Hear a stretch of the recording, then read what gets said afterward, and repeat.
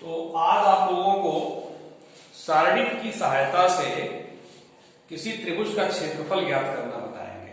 ठीक है, तो इसको आप नोट करिएगा, फिर कॉपी पे हेडिंग डालिए, सारणिक की सहायता से त्रिभुज का क्षेत्रफल ज्ञात करना। यदि त्रिभुज के तीन शीर्ष x1 y1, x2 y2 तथा x3 y3 ज्ञात हों।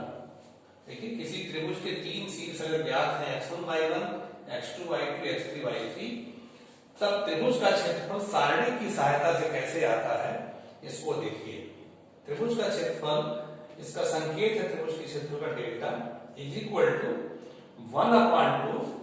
आप सारणिक का चिन्ह बना लेंगे। पहला बिंदु जो x1 y1 है यहां लिख देंगे x1 y1, दूसरा बिंदु x2 y2 और तीसरा बिंदु x3 y3 यहां लिख देंगे। और ये 1 1 1 ये आप कांस्टेंटली रख लेंगे, मतलब ये नियम से आप 1 1 1 ये रख लेंगे। तो त्रिभुज के क्षेत्रफल को निकालने का सारणिक की सहायता से ये फार्मूला है। तो जब अगले सवाल इस पर बताएंगे हम, इसकी कुछ और बातें जान लीजिए। तो सूत्र हो गया, नोट में लिख लीजिएगा। फर्स्ट, यदि क्षेत्रफल दिया गया हो, यदि क्षेत्रफल आपको क्वेश्चन में दे रहा हो, तो गणना के लिए सारणिक का मान हम धनात्मक और ऋणात्मक दोनों प्रयोग करते हैं। सारणिक का मतलब होता है कि मैग्नीट्यूड, ठीक ना, तो उसका वैल्यू हम प्लस और माइनस दोनों यूज करेंगे जब भी क्षेत्रफल ज्ञात रहेगा, क्षेत्रफल दिया रहेगा तब।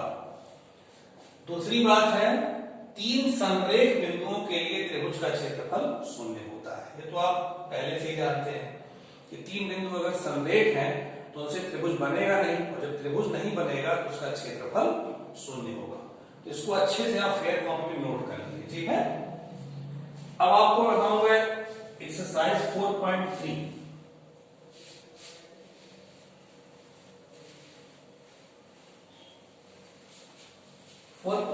में देखिए, फर्स्ट क्वेश्चन में 3 पार्ट है।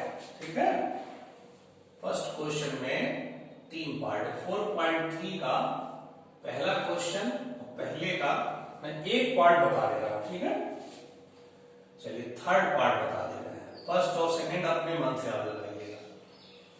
3 बिंदु दिए गए हैं, -2, -3, 3, 2, -1, 8, -8 से बने त्रिभुज का क्षेत्रफल।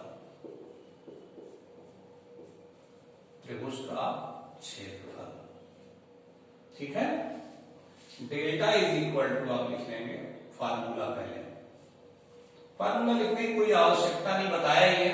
पहला बिंदु x1 y1 होता है तो यहां लिख लीजिए, दूसरा बिंदु x2 y2 होता है यहां लिख दीजिए, और तीसरा बिंदु -1 -1 होता है, और यहां 1 1 1 कॉन्स्टेंटली आप लिख दीजिए। ठीक है, इसका आप एक्सपेंशन करेंगे 1/2। ठीक है, -2 ये आप कॉलम छोड़ देंगे और पंक्ति छोड़ देंगे, तो 2 धन 8 हो जाएगा। फिर ये चिन्ह ये लेंगे तो ऋण लेंगे पहले से, और -3 आपका अवयव है। ठीक है, इसके बाद जो है ये स्तंभ छोड़ेंगे, स्तंभ छोड़ेंगे और पंक्ति छोड़ेंगे, तो 3 धन 1 हो जाएगा, धन 1। ठीक है, 3 धन 1 हो जाएगा। फिर ये लेंगे प्लस, ये छोड़े, स्तंभ छोड़े, पंक्ति छोड़े, तो 8 त्रिक 24 और धन 2।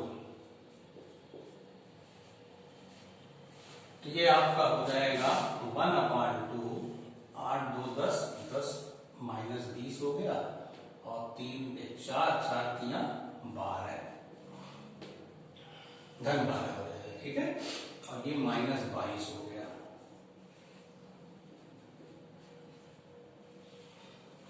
तो -8 -30 हो गया, -15 आ गया। चूंकि क्षेत्रफल ऋणात्मक नहीं होता है, यहां पर आप धनात्मक ले लेंगे। चूंकि क्षेत्रफल धनात्मक राशि है,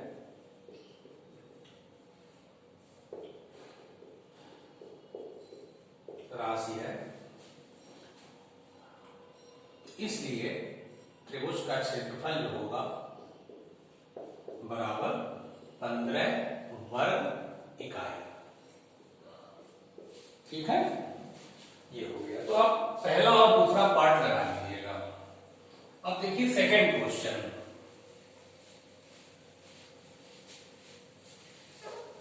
देखिए सेकंड में क्या कह रहे हैं, कह रहे हैं दर्शाइए कि बिंदु ए बी सी तीनों संरेख हैं। तीन बिंदु हैं। पहला बिंदु है ए कामा बी प्लस सी, दूसरा बिंदु है बी कामा सी प्लस ए, और तीसरा बिंदु है सी कामा ए प्लस बी। ये तीनों बिंदु हमें दिखाना है कि संरेख हैं। तो इससे बने त्रिभुज का क्षेत्रफल निकाल दे। से बने त्रिभुज का क्षेत्रफल निकाल दें। डेल्टा बराबर 1/2, पहला बिंदु ऐसे लिख लीजिए, दूसरा बिंदु इस तरह से, और तीसरा बिंदु ऐसे लिख लीजिए, और यहां 1 1 1। हमें दिखाना है कि ये संरेख है तीनों बिंदु, इसलिए त्रिभुज का क्षेत्रफल निकालेंगे। यदि इस में आ जाएगा तो सिद्ध हो जाएगा कि तीनों बिंदु संरेख है। तो देखिए इसमें आप प्रॉपर्टी प्रयोग कर लीजिए। इसमें C1 में C2 जोड़ दीजिए, तो क्या हो जाएगा A plus B plus C, A plus B plus C, A plus B plus C, B plus C, C plus A plus B, 1 1 1। अब आप देखिए C1 से क्या कॉमन है, A plus B plus C. C1 से A plus B plus C common लेने पर, तो delta is equal to 1/2 A plus B plus C common हो गया, क्या बचा 1 1 1, B plus C, C plus A plus B, 1 1 1। अब देखिए प्रॉपर्टी, सारणी की प्रॉपर्टी आप जानते हैं कि कोई दो कॉलम अगर समान हो जाए तो सारणी का मान 0 होता है, तो ये 0 हो जाएगा। ध्यान दीजिएगा, चूंकि C1 तथा C3 सर्वसम है, सर्वसम है, तो आपका ये 0 आ गया। ठीक है, चूंकि डेल्टा इज इक्वल टू 0, इसलिए दिए गए तीनों बिंदु संरेख हैं। दिए गए तीनों बिंदु संरेख हैं। ठीक है, ये आप कर लीजिएगा। अब आप देखिए तीसरे सवाल में 2 खंड है। ठीक है, एक खंड बता रहा हूं।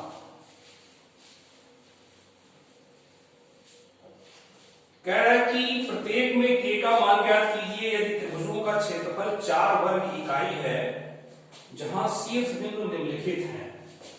एक खंड देखिए, तीसरे का फर्स्ट, त्रिभुज का क्षेत्रफल दिया हुआ है। ठीक है, इसमें 3 बिंदु दिए गए हैं। दिए गए 3 बिंदु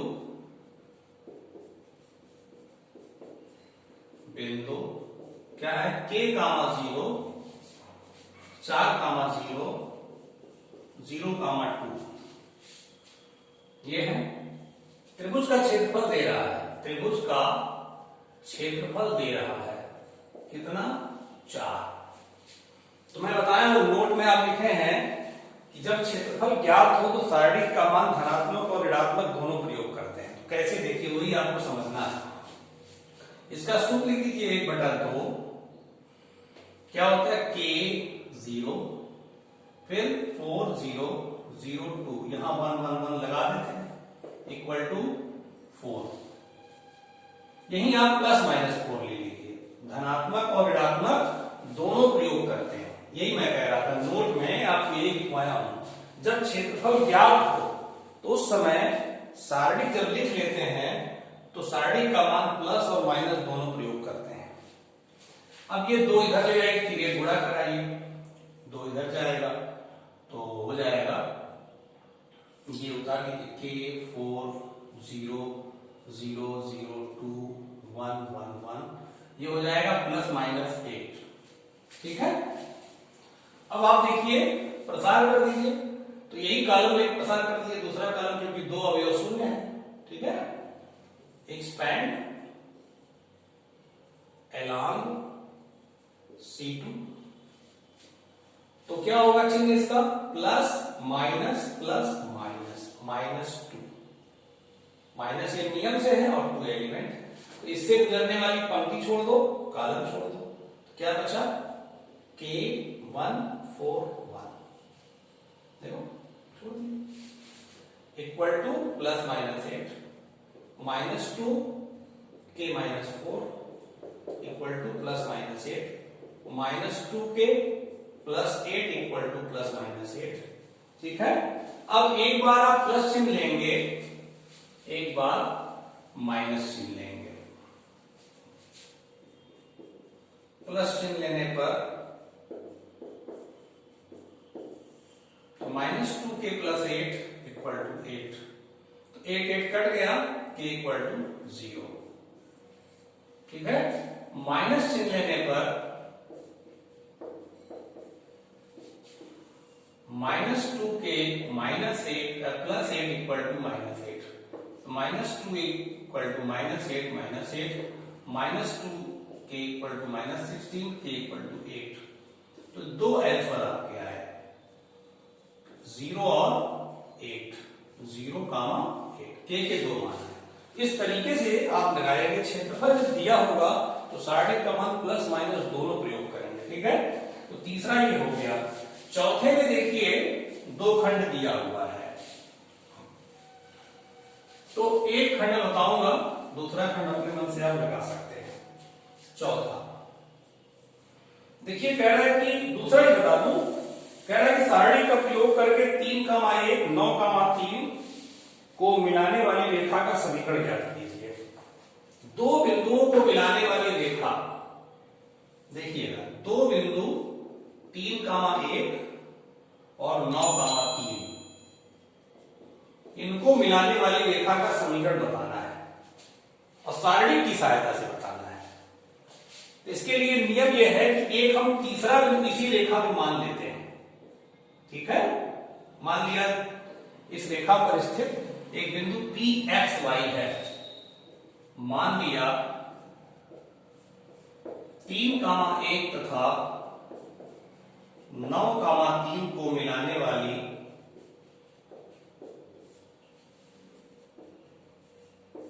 रेखा पर एक बिंदु P है, स्थित है। ठीक है, जब एक बिंदु आपने इसी रेखा पर मान लिया तो आप खुद देखिए तीनों बिंदु कैसे हो गए, संरेख हो गए। ये तीनों बिंदु एक ही रेखा पर हो गए, इसका मतलब तीनों बिंदु संरेख हो गए, है ना। इसलिए बिंदु 3,1 XY 9,3 संरेख हो गए, संरेख होंगे, और जब संरेख होंगे तब त्रिभुज का क्षेत्रफल कितना होगा, 0 होगा संरेख के आधार पर। और त्रिभुज का क्षेत्रफल आप फार्मूला जानते हैं, 1/2 फिर 3/1 XY 9,3 और यहां 1/1 कांस्टेंट के लिए देते हैं, बराबर 0। बात समझ में आ रही है ना। 3 गुणा कराइए, 2 का गुणा 0 में 0 हो जाएगा इधर। ये तोड़िए आप 3, पहले तोड़ दें 3, देखिए पंक्ति छोड़ दिया, स्तंभ छोड़ दिया, y -3 फिर -1 स्तंभ पंक्ति, x -9 +1 स्तंभ पंक्ति, 3x -9y और इधर 2 गुणे 0 आपका हो जाएगा। मतलब एक्सपेंड एलॉन R1, R1 को लेके एक्सपेंड किए हैं, R1 को लेके 3 लिए, y माइनस 3, फिर माइनस 1 लिए, x माइनस 9, फिर 1 लिए, 3x माइनस 9y। ये हो गया 3y minus 9 minus x plus 9 plus 3x minus 9y equal to 0। अब देखिए माइनस x प्लस 3x कितना हो गया 2x, 3y और माइनस 9y माइनस 6y, ये 9 9 कट गया, ठीक है 9 9 कट गया। तो 2x 2 से भाग दे दीजिए, x minus 3y equal to 0। ये आपका हो गया दो बिंदुओं से जाने वाली रेखा का समीकरण। तो ऐसे निकाला जाता है दो बिंदुओं से जाने वाली रेखा का समीकरण, ठीक है। चौथे का पहला खंड हम लगा लेंगे। पांचवा देखिए,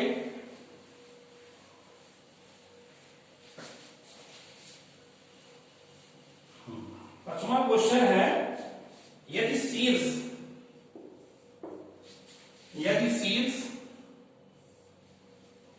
2 ऋण 6 5 कामा 4 और k कामा 4 वाले त्रिभुज का क्षेत्रफल 35 वर्ग इकाई है, तो k का मान बताइए।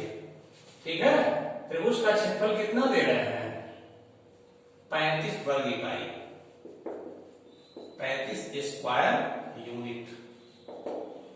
तो आपको मैं बताया हूं जब भी त्रिभुज का क्षेत्रफल दिया हो तो सारणी जब लिखते हैं तो त्रिभुज के क्षेत्रफल को प्लस माइनस दोनों प्रयोग करते हैं। चलिए त्रिभुज का क्षेत्रफल लिखने चल रहे हैं 1/2 2 ऋण 6 5 कामा 4, किसी बिंदु को पहले ले सकते हैं, किसी भी बिंदु को आप पहले लिख सकते हैं, कोई इसमें नहीं कि पहला दूसरा कौन है, चाहे लिखे जाएगा कैसे 5 k 4 और यहाँ 1 1 1, ये क्या ले प्लस माइनस 35, उधर कर दीजिए 70 हो जाएगा। 2 ऋण 6 1 5 4 1 k 4 1, ठीक है, धन ऋण 70। अब इसको सॉल्व करें, 2 स्तंभ छोड़े पंक्ति छोड़े, 4 minus 4 minus minus 6 5 minus k plus 1, ये छोड़े 20 माइनस 4k, 20 माइनस 4k बराबर प्लस माइनस 70, ठीक है। अब यहां कर दें, देखिएगा ये 0 हो जाएगा और ये 5 माइनस k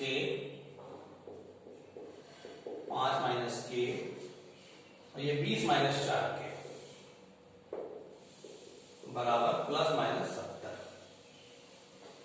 अब ये हो जाएगा 30 minus 6k plus 20 minus 4k बराबर प्लस माइनस 70।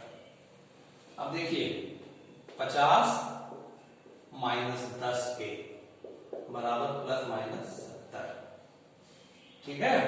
तो एक बार प्लस चिन्ह लेंगे, प्लस चिन्ह लेने पर तो 50 माइनस 10k बराबर 70, तो 10k बराबर माइनस 20, k बराबर माइनस 2, ठीक है। एक बार माइनस चिन्ह लीजिए, यहां लगा दे रहे हैं, माइनस चिन्ह लेने पर यहां पे माइनस चिन्ह लेंगे, 50 माइनस 10k बराबर माइनस 70, तो 10k बराबर 120, तो k बराबर 12। आंसर आ गया -2 और 12। देखते हैं कौन सही है, -2 और 12, डी विकल्प सही है, विकल्प डी आपका सही है, ठीक है।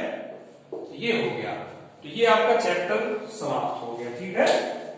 इसी प्रकार से बिल्कुल आप एग्जांपल 17 और 18 लगा लेंगे और उसके बाद कल बहुत ज्यादा इंपॉर्टेंट है, नेक्स्ट वीडियो में काफी इंपॉर्टेंट पोर्शन आपको मिलेगा और ध्यान पूर्वक इसको लगाइए। फेयर कॉपी सब कंप्लीट करते जाइए ताकि दोहराने में आपको आसान हो। ठीक ना, फिर आपसे मिलते हैं नेक्स्ट